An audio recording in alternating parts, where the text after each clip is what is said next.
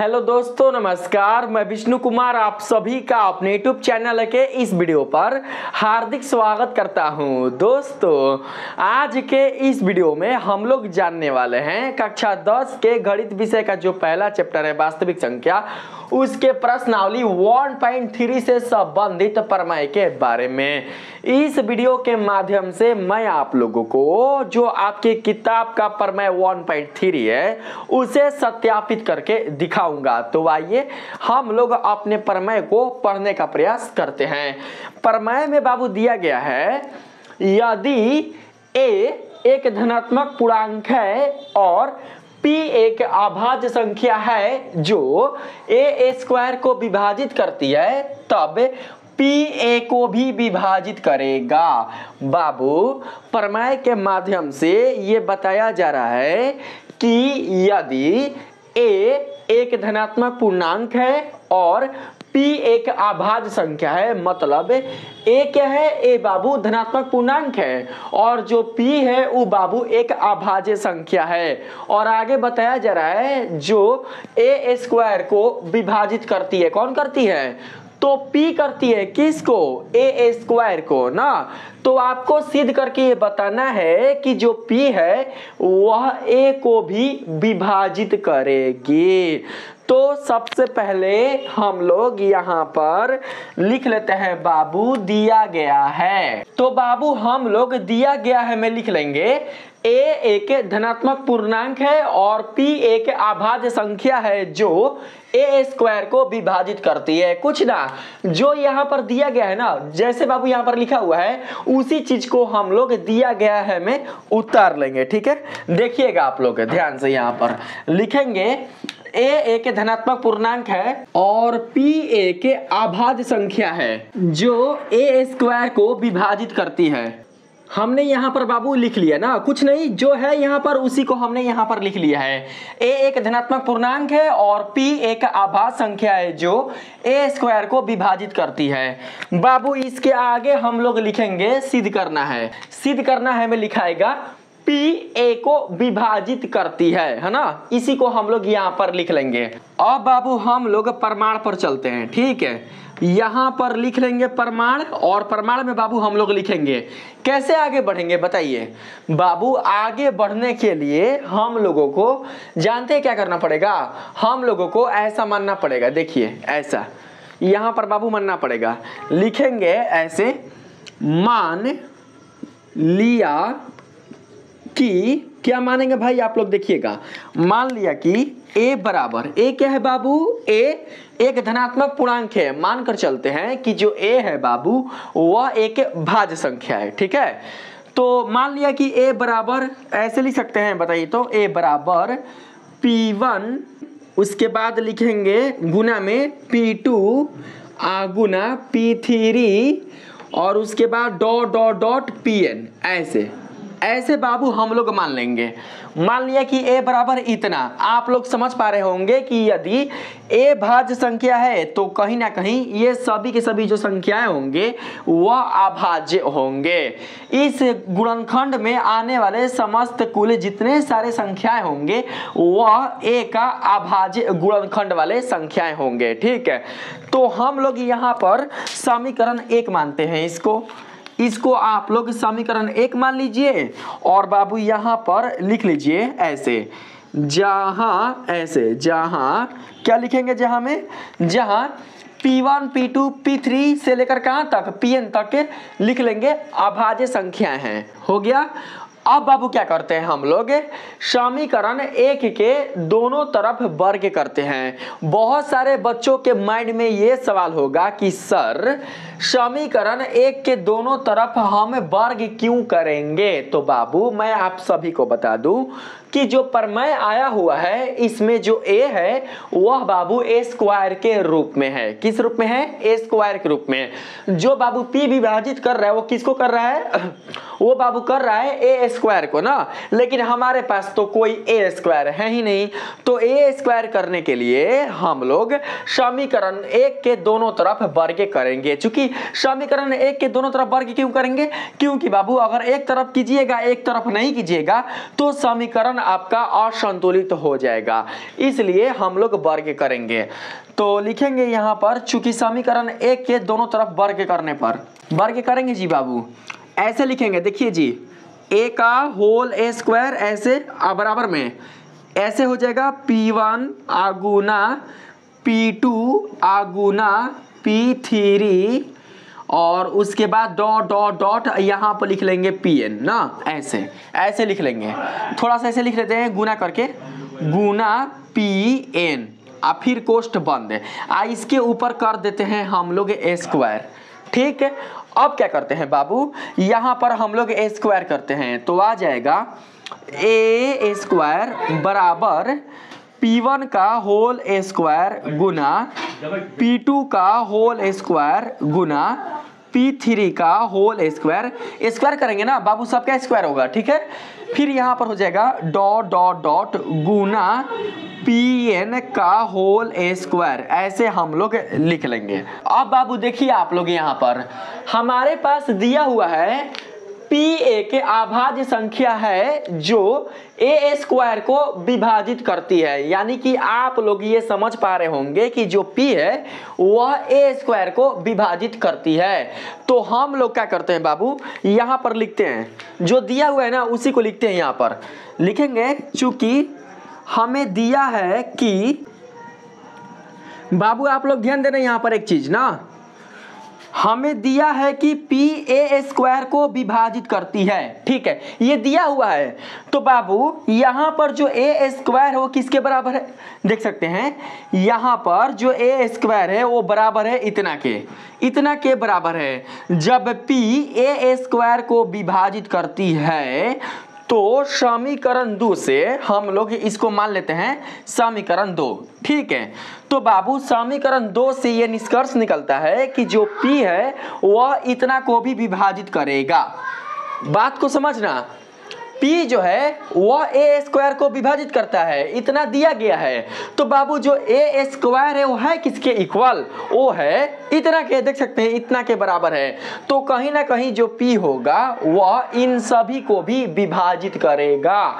तो हम लोग यहाँ पर बाबू लिख सकते हैं, इसलिए P1 का होल स्क्वायर, P2 का होल स्क्वायर, P3 का whole square dot dot dot Pn का होल स्क्वायर। ठीक है, देखिए P इतना लिखकर आगे लिखेंगे बाबू, को भी विभाजित करेगा, अब बढ़ते हैं आगे बाबू। यहाँ पर हम लोग लिख सकते हैं, बताइए तो, यहाँ पर हम लोग ऐसे लिख सकते हैं, लिखेंगे इस प्रकार क्या लिखेंगे बताइए, इस प्रकार P a स्क्वायर को भी विभाजित करेगा, मत लिखिएगा इस प्रकार P a स्क्वायर का एक अभाज्य गुणनखंड है। बच्चे बताएंगे क्यों है, अगर आप लोगों को समझ में आ रहा है तो बताइए जी कि जो P है वह a स्क्वायर का एक अभाज्य गुणनखंड क्यों है। ठीक है, बताइए जल्दी बताएंगे, जल्दी आप लोग जल्दी बताइए, P a स्क्वायर का एक अभाज्य गुणनखंड क्यों है। अगर जिन बच्चों को समझ में आ रहा है तो ठीक है, अगर किसी बच्चे को समझ में नहीं आ रहा है तो आप लोग प्लीज समझने का प्रयास कीजिएगा। देखिए यहाँ पर बाबू ध्यान दीजिएगा, यहाँ पर जो P है वो बाबू इन सभी संख्याओं को विभाजित करता है। मतलब जो P1 स्क्वायर है P से विभाज्य है, जो P2 स्क्वायर है P से विभाज्य है, जो P3 स्क्वायर है वो भी P से विभाज्य है। इसी प्रकार से अगर हम लोग Pn स्क्वायर तक चले तो वो भी P से विभाज्य है। बाबू जो संख्या किसी संख्या को विभाजित करता है वह संख्या उस संख्या का कहीं ना कहीं एक गुणनखंड होगा। आप लोग समझने का प्रयास कीजिएगा, गुणनखंड वाला हम लोग जो स्वरूप है वो बाबू उसी को लेते हैं जो संख्या किसी को विभाजित कर दे। मानकर चलते हैं यहाँ पर हम ले लेते हैं दोस्तों 8। ठीक है, 8 बाबू जो है वह 2 से भी कट सकता है, 4 से भी कट सकता है और 8 से भी कट सकता है ना। तो 8 के गुणनखंड में 2 भी आ सकता है, 4 भी आ सकता है और 8 भी आ सकता है। क्यों? क्योंकि जो 8 है वह इन तीनों संख्याओं से विभाज्य है। अगर आप सोचिएगा कि 11 8 का गुणनखंड हो जाए तो संभव नहीं है। क्यों? क्योंकि 8 के गुणनखंड में 11 नहीं आएगा। आप लोग समझ रहे हैं ना। साथ ही अगर हम लोग बाबू 8 को 11 से कटाना चाहे तो बिल्कुल भी जो 8 है वह 11 से विभाज्य नहीं होगा। यदि ये सारे के सारे संख्याएं, ये सारे के सारे अभाज्य संख्याएं p से विभाजित हो रहे हैं तो कहीं ना कहीं जो p है वह इन सभी संख्याओं का एक अभाज्य गुणनखंड है। बाबू ये सारे जो संख्याएं हैं वे अभाज्य संख्या हैं। देखिए हमने माना है ये सब संख्याएं क्या है? अभाज्य संख्या है। इसलिए बाबू जो p होगा वह इन सभी संख्याओं का एक गुणनखंड होगा। यहाँ पर ये सभी की सभी जो संख्याएं हैं मतलब इन सभी संख्याओं का जो गुणनफल है वह बाबू बराबर है a स्क्वायर के। तो हम लोग इन सभी के जगह पर a स्क्वायर को नहीं लिख सकते हैं, नहीं बोल सकते हैं। इस प्रकार p a स्क्वायर का एक अभाज्य गुणनखंड है, बोल सकते हैं ना। अब कोई पूछ सकता है कि गुणनखंड है आपको लिखना चाहिए था, अभाज्य क्यों लिखे? क्योंकि बाबू हमने पहले ही मानकर चला है कि ये सभी अभाज्य संख्याएं हैं। तो कहीं ना कहीं जो p होगा वो भी क्या होगा? वो भी एक प्रकार का अभाज्य गुणनखंड ही होगा। ठीक है, अभाज्य संख्या ही होगा। समझ रहे हैं आप लोग। तो हम लोग अब यहाँ पर बाबू लिखने का प्रयास करेंगे। चूंकि अंक गणित के आधारभूत प्रमेय के अद्वितीयता के नियम से, ठीक है, या फिर प्रयोग से लिख लेंगे। चूंकि अंक गणित के आधारभूत प्रमेय के अद्वितीयता गुण से जरा बताएंगे आप लोग कि अंक गणित के आधारभूत प्रमेय का अद्वितीयता गुण आपसे क्या कहता है। बाबू आप लोगों ने अंक गणित के आधारभूत प्रमेय के अद्वितीयता गुण में यही न जाना है कि अगर किसी भाज्य संख्या के अभाज्य गुणनखंड में आने वाले अभाज्य संख्याओं के क्रम पर ध्यान ना दिया जाए तो वे सभी के सभी जो अभाज्य संख्याएं होते हैं वो अपने आप में अद्वितीय होते हैं। आप लोगों ने अद्वितीयता गुण में यही जाना था। अंक गणित के आधारभूत प्रमेय का जो अद्वितीयता गुण है वह बाबू यही कहता है कि किसी भाज्य संख्या के अभाज्य गुणनखंड में आने वाले समस्त कुल जितने सारे अभाज्य संख्याएं होते हैं वे अपने क्रम के बिना अद्वितीय होते हैं। एक चीज बाबू आप लोग यहाँ पर ध्यान दीजिएगा। देखिए इसमें बाबू p1 को है, p1 स्क्वायर कहने का मतलब ये हुआ कि a स्क्वायर के अभाज्य गुणनखंड में जो p1 है वो कहीं ना कहीं दुगो है। p1 स्क्वायर कहने का मतलब है कि a स्क्वायर के अभाज्य गुणनखंड में जो p1 है वो दुगो है। हम यहाँ पर अद्वितीयता गुण लागू किए हैं तो हम लोग इसके क्रम पर कोई भी ध्यान नहीं देंगे। अगर यहाँ पर p1 दुगो है तो हम लोग p1 को एक ही लेंगे। समझिएगा जितना मैं आप लोगों को बता रहा हूं इसी पर बाबू सिद्ध होगा। √5 एक अपरिमेय संख्या है, इसी पर सिद्ध होगा। √7 एक अपरिमेय संख्या है, 1 + √3 एक अपरिमेय संख्या है। अगर ये सब पता नहीं होगा तो आप लोग सिद्ध नहीं कर सकते। बस रट्टा रट्टा या सिद्ध करोगे, रट्टा मार मार कर केवल आप बनाओगे। तो रट्टा नहीं मारना है, कॉन्सेप्ट समझना है। कॉन्सेप्ट समझ में आएगा तभी आप लोग आगे बढ़ पाएंगे, नहीं तो दोस्तों आप लोग पीछे ही रह जाइएगा। तो यहाँ पर हम लोग लिखेंगे p1, ऐसे लिखेंगे p1 आगुना, फिर लिखेंगे p2 को है दुगो ना, p2 दुगो है, लेकिन हम लोगों को यहाँ पर p2 के क्रम पर ध्यान नहीं देना है। हम केवल एक ही p2 को सिलेक्ट करेंगे। p2 हो गया, आगे लेंगे कौन? p3। तो यहाँ पर आ गया p3 डॉट डॉट डॉट गुना pn को है दुगो ना, तो हम लोग यहाँ पर ओनली फॉर लेंगे pn को। यहाँ पर स्क्वायर छूटा है, आप लोग स्क्वायर डाल लीजिएगा, स्क्वायर बाबू आप लोग डाल लीजिएगा। तो हम लोग यहाँ पर लिख लेंगे इसके नीचे हम लोग लिख लेते हैं। चूंकि a स्क्वायर के अभाज्य गुणनखंड केवल p1 p2 p3 और फिर डॉट डॉट डॉट pn है। इसलिए P को P1, P2 P3 ... Pn में से ही कोई एक होना चाहिए। बाबू हमने यहाँ पर इस स्टेटमेंट को क्यों लिखा है बताइए। हमने ये स्टेटमेंट इसलिए लिखा है क्योंकि यहाँ पर जो P है वह बाबू इन सभी संख्याओं का एक अभाज्य गुणनखंड है, ठीक है। इसलिए हम लोग बोल सकते हैं, यहाँ पर देख सकते हैं बाबू लिखा गया है कि P a² का एक अभाज्य गुणनखंड है, अर्थात इन सभी संख्याओं का P एक अभाज्य गुणनखंड है। इसलिए बाबू P को इन सभी संख्याओं में से कोई एक होना चाहिए, इसलिए हमने यहाँ पर ये स्टेटमेंट लिखा है। यह समीकरण 1 है, इसे आप लोग समीकरण 3 मान लीजिए। समीकरण 1 और समीकरण 3 से आप क्या देखते हैं बताइए। समीकरण 1 और समीकरण 3 से हम यह निष्कर्ष निकाल सकते हैं कि जो a है वही a² है। a बराबर है इतना के, a² बराबर है इतना के।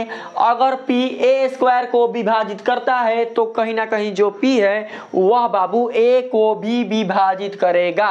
समीकरण 1 और समीकरण 3 से आपके सामने बाबू साफ साफ पता चल रहा होगा। तो हम लोग यहाँ पर लिख सकते हैं, चूंकि समीकरण 1 और समीकरण 3 से यह निष्कर्ष निकलता है कि P a को भी विभाजित करेगा। यहाँ पर लिख देंगे हम लोग प्रूफ, ऐसे प्रूफ्ड लिख देंगे ऐसे, ठीक है, हो गया प्रूफ्ड है। अगर किसी बच्चे को अभी भी प्रॉब्लम है तो मैं आप लोगों को पीछे से थोड़ा समझा देता हूँ। देखिए बाबू, हमने a को मान लिया है कि a बराबर इतना, ठीक है। जो बाबू आप यहाँ पर संख्याएं देख रहे हैं P1, P2, P3 ... Pn के रूप में, इसे हमने यहाँ पर नाम दे दिया है अभाज्य संख्याओं का, ठीक है। देख सकते हैं लिखा गया है जहाँ P1, P2, P3 ... Pn अभाज्य संख्या है। जब बाबू ये सभी के सभी संख्याएं अभाज्य संख्या हैं तो कहीं ना कहीं जो a है वह एक प्रकार का भाज्य संख्या है। आप लोगों ने अंकगणित के आधारभूत प्रमेय में यही न जाना है कि प्रत्येक भाज्य संख्या को उनके अभाज्य संख्याओं के गुणनफल के रूप में गुणनखंडित किया जा सकता है।